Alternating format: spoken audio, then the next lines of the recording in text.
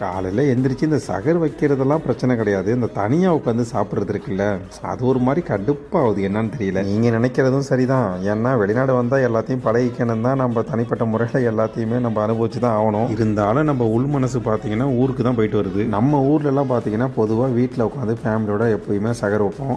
இது இல்லைன்னா பார்த்தீங்கன்னா ஃப்ரெண்ட்ஸோட வெளியில் போயிட்டு சகர் உணவு நிறைய இடத்துல கொடுத்துட்ருப்பாங்க. தஞ்சாவூரில் கொடுப்பாங்க.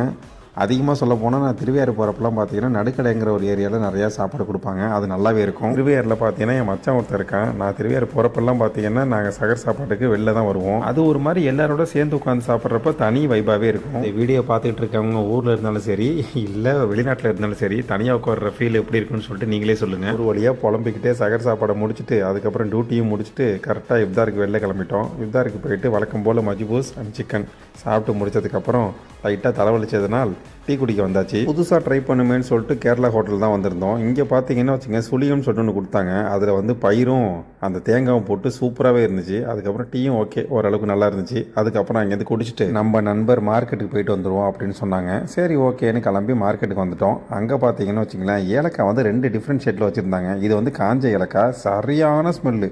இதுதான் நம்ம டிவிக்கெலாம் யூஸ் பண்ணுறது போல இருக்குது. நமக்கு தெரிஞ்சது அந்த பச்சை கலர் மட்டும்தான். இங்கே வந்து பார்த்தீங்கன்னா 2 வெரைட்டி இருந்துச்சு.